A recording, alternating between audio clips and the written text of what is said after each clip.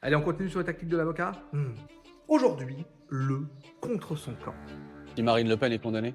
C'est évidemment le contre son camp. Si, avec des si.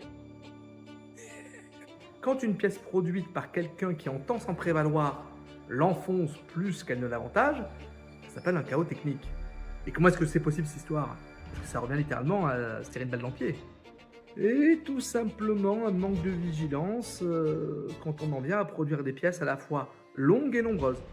Des attestations à foison, des actes notariés qui n'en finissent pas, des conditions générales de vente à gogo, des correspondances par-ci par-là.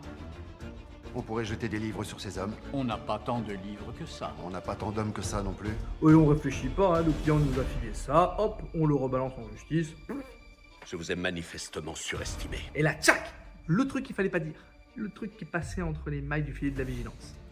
Le truc que vous produisez là, ça dit exactement le contraire de ce que vous affirmez. Vous pouvez m'expliquer? À la boulette. Ah, pour s'en relever, ça va pas être simple. Et en vrai, ça arrive plus souvent qu'on ne le croit. On fait confiance à son client, on fait pas gaffe, on est entre mille urgences. Peut-être qu'un peu de sommeil nous ferait du bien. C'est le drame.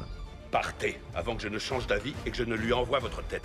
Et donc, quand l'adversaire nous balance en pleine tête une fat documentation, avec un gros truc, hein, pas de panique, on y va, on se retrousse les manches, et il devrait bien y avoir moyen de trouver 2-3 trucs truculents. Très malin. Ce que l'on appelle le contre son camp.